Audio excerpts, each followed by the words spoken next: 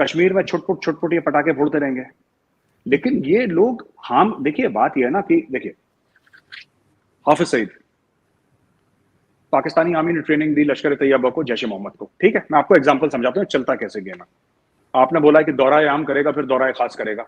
आपने train man power तैयार कर दिया कि तुम जाके हिंदुओं की फौज से लड़ोगे, जैसा बोलते हैं पाकिस्तान, तुम हिंदुओं की फौज से लड़ोगे, तुम जिहाद करोगे और अल्लाह की राह पे तुम जिहाद करने जा रहे हो कश्मीर।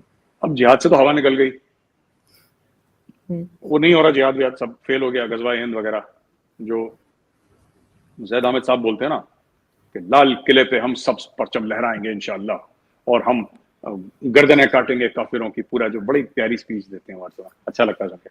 तो वो सब तो स्टोरी हो नहीं रही अभी, ठीक है ना, काफिरों की गर्दनें कट रही हैं, ना लाल किले पे सब परचम, ऐसा तो कुछ हो नहीं रहा। इशू ये है कि वो मैन पावर क्या करेगा। आपने हजारों की तादाद में जो लोग खड़े कर दिए हैं, जिनको सिर्फ वो रेडिकलाइज्ड हैं, हार्डकोर रेडिकलाइज्ड हैं, उनको जिहाद लड़ना है, पर जिहाद वो कश्मीर में लड़ नहीं पा रहे ठीक से। कश्मीर में तो टेररिस्ट बहुत कम है, थोड़े बहुत हैं। अब वो जितने भी हैं तैयार करें, उसमें तो 99% पाकिस्तान के अंदर है। अब उनको अगर आप कश्मीर में जिहाद नहीं लड़ाएंगे तो या तो अफगानिस्तान जाएंगे या पाकिस्तान के अंदर जिहाद लड़ेंगे। अगर अफगानिस्तान में लड़ेंगे फिर भी वो पाकिस्तान के ऊपर आएगा, और पाकिस्तान में लड़ेंगे पाकिस्तान के ऊपर तो आएगा ही आएगा। तो इसमें पाकिस्तान के खुद के interest, it's not because of FATF, it's not because of FATF. अभी देखिए, अगर तालिबान, हम कहते हैं कि तालिबान आ गए खैबर पख्तूनख्वा में, अंदर आ गए तालिबान, ठीक है ना, ये तालिबान आ गए, वहां पे ये अपनी कोर्ट कचहरी लगा रहे हैं, अपना जो भी कर रहे हैं, भत्ता वत्ता कलेक्ट कर रहे हैं, किडनैप कर लिया, रैंसम मांग रहे हैं, ये सब। ये जो लश्कर तैयबा का बंदा है, ये तो तालिबान जाके ज्वाइन करेगा ना, उसको तो एम्प्लॉयमेंट चाहिए। आपको क्या लगता है बैंक का सिक्योरिटी गार्ड बनेगा ये AK-47 लेके? बिल्कुल नहीं। इसको तो वही काम करना है, ये तो जिहाद की राह पे चल गया है ये। फिर सही। तो वो जाएगा वहां पे, और ये नुकसान किसको, पाकिस्तान को पहुंचाएंगे। तो पाकिस्तान को सोचना है कि आप इनको चाइना के थ्रू प्रोटेक्ट कर सकते हैं यूनाइटेड नेशन में, बिल्कुल करिए। इंडिया को इसका ज्यादा फर्क नहीं पड़ेगा। इसका पूरा का पूरा फर्क, जो मुल्क में इस बार आग लग रही है, आपके वायलेंस हो रहा है, ये कौन करवा रहा है? आप ब्लेम कर सकते हैं, रॉ ने करवा दिया, CIA ने करवा दिया, मोसाद ने करवा दिया। आप दोष देना है, आपको किसी को गुनहगार ठहराना जरूर ठहराइए, लेकिन fact of the matter is कि गोली चलाने वाले पाकिस्तानी और गोली खाने वाले भी पाकिस्तानी, ये बात सच है। नहीं, आप सही कह रहे हैं, लेकिन लास्ट में मैं ये पूछना चाहूंगी, मैं जैसे आपके FATF की टीम ने कहा है कि वो अक्टूबर में जो है पाकिस्तान का विजिट करेगी, तो उस वक्त क्या किया जाएगा आपके ख्याल से? यहाँ पे इनके लिए तो काफी टेंशन होगी यहाँ पे, मगर जैसे हाफिज सईद को अरेस्ट किया गया है और बाकी भी कार्रवाइयां की जा रही हैं, तो निकल पाएंगे FATF से? मुझे मुश्किल लग रहा है अर्जु जी। देखिए, अक्टूबर में क्या होता है इसके बारे में मैं कह नहीं सकता कि अक्टूबर में पाकिस्तान ग्रे लिस्ट से बाहर चला जाएगा या ब्लैकलिस्ट। मुझे लगता है कि ना पाकिस्तान ग्रे लिस्ट से बाहर आएगा, ना पाकिस्तान ब्लैकलिस्ट में जाएगा। Pakistan will continue to be on the grey list, ठीक है। और ये इंडिया को भी सूट करता है, क्योंकि ना इधर ना उधर। और दूसरी एक और चीज है कि एक्चुअली जो एक्शन लिया है पाकिस्तान ने टेररिज्म के ऊपर, कुछ एक्शन तो लिया है उन्होंने, और इंडिया का मानना है कि सेलेक्टिव एक्शन है ये। जो पाकिस्तान को कन्वीनियंट था, पाकिस्तान ने वो एक्शन ले लिया। अब जिहाद तो हो नहीं रहा, अब जिहाद नहीं हो रहा तो ठीक है, डब्बा वब्बा बंद कराओ अपना, हाफिज सईद को जेल में डालो। जेल क्या है, वो 5 स्टार गेस्ट हाउस में डालो उसको, कोई दिक्कत नहीं है। तो ये इशू वहां पे हो रहा है अर्जुन जी कि आप जब तक दुनिया को ये पैगाम नहीं देंगे कि terrorist is a terrorist, he is not a freedom fighter. जो दहशतगर्द है वो दहशतगर्द है, वो कोई फ्रीडम फाइटर नहीं है, वो आजादी का दीवाना नहीं है, वो टेररिस्ट है। और पाकिस्तानी स्टेट उसको वैसे ही ट्रीटमेंट देगा जो एक टेररिस्ट को मिलनी चाहिए। तब जाके आप लोगों की क्रेडिबिलिटी बढ़ेगी, वरना लोग आपको वैसे ही जज करते रहेंगे। बिल्कुल आप ठीक कह रहे हैं। इसका मतलब है कि बिल्कुल जैसे मैं भी यही कहती हूँ कि जी जो टेररिस्ट है वो टेररिस्ट है, उसको फ्रीडम फाइटर नहीं कह सकते।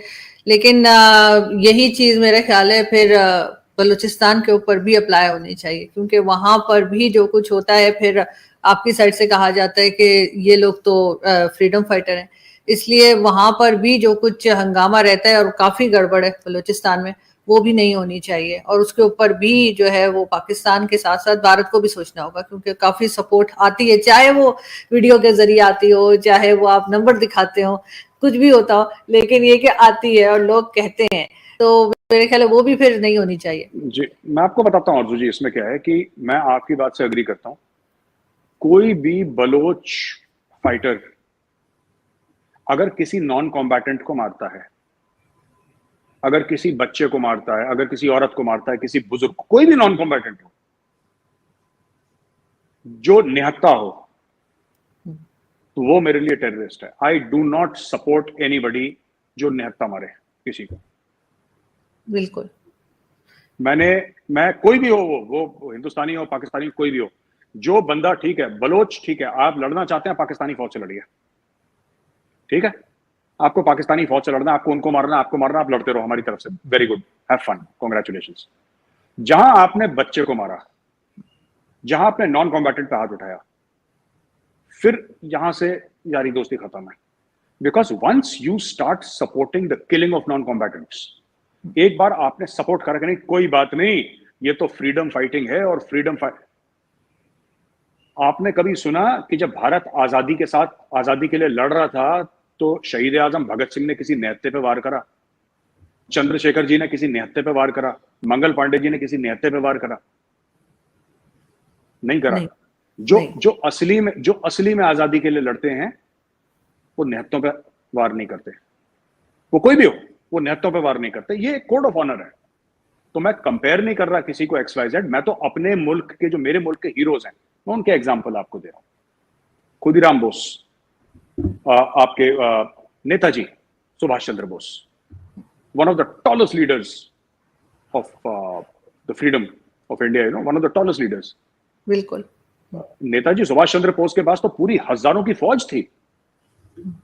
नेताजी ने कभी किसी निहत्थे पे किसी ये नहीं बोला उस औरत को मार दो, उस बच्चे को मार, कभी नहीं, नॉट वन इंसिडेंट। तो आपकी लड़ाई में जब तक मॉरलिटी नहीं होगी, आप लड़ाई नहीं जीत सकते, ठीक है ना? तो मैं इन चीजों को सपोर्ट नहीं करता। वो कोई भी हो, बलोच हो, कोई भी XYZ हो, मुझे कोई फर्क नहीं पड़ता। हाँ, आप लड़ रहे हैं, अगर आपकी लड़ाई साफ है, आपकी लड़ाई पाक है, आप फौज से लड़ो, जिसके हाथ में हथियार है, जी भर के लड़ो, कांग्रेचुलेशंस। दोस्तों मेजर गौरव आर्या ने इसमें टीटीपी को लेकर के, लश्कर तैयबा को लेकर के और पाकिस्तान के लोगों के अंदर जो माइंडसेट है उसको लेकर के बात की। और दोस्तों आप लोग जानते हैं कि इस समय पाकिस्तानियों के अंदर जो माइंडसेट बैठा हुआ है भारत को लेकर के, इस समय क्या बहुत ही समय से पाकिस्तानियों के अंदर लगातार भारत को लेकर के गलत माइंड में बैठाया गया है, खासकर पाकिस्तानी जो आम आवाम पब्लिक है उसके ऊपर। और दोस्तों वहाँ पर उन्हें बताया जाता है भारत को बहुत ही बड़ा दुश्मन, और साथ ही भारत के जो इतिहास है और जो पाकिस्तान का इतिहास है उसमें तो बहुत ही ज़्यादा फ़र्क है, लेकिन पाकिस्तान के इतिहास में हमेशा भारत के खिलाफ ही पढ़ाया जाता है। और आप लोगों ने देखा होगा जो भारत का इतिहास है उसमें ऐसा कुछ भी नहीं है, मुगलों के लिए लिखा हुआ है, लेकिन किसी भी पाकिस्तानी या किसी के लिए नहीं लिखा हुआ है। और बात की जाए इतिहास की तो भारत का ही इतिहास है, पाकिस्तान का कोई भी इतिहास नहीं है, क्योंकि पहले भारत में ही पाकिस्तान था। बाकी दोस्तों आप लोग जानते हैं कि इस समय पाकिस्तान की हालत बहुत ही ज़्यादा नाजुक है, और वहाँ पर एक तरफ से टीटीपी ने पाकिस्तान को घेरा हुआ है, तो दूसरी तरफ लश्कर तैयबा जिसे पाकिस्तान ने खुद ही नमक दिया, और उसके बाद अब वही पाकिस्तान के ऊपर हावी भी होता हुआ नज़र आ रहा है। और पाकिस्तान के जो प्रधानमंत्री हैं वो तो एक कठपुतली की तरह है, और वहाँ की जो आर्मी है वो इस समय पाकिस्तान को पूरी तरह से हैंडल कर रही है। और दोस्तों यही कारण है कि पाकिस्तान इस समय सिर्फ बैकफुट पर जा रहा है। बाकी आप लोगों को क्या लगता है? आप लोग भी अपनी राय कमेंट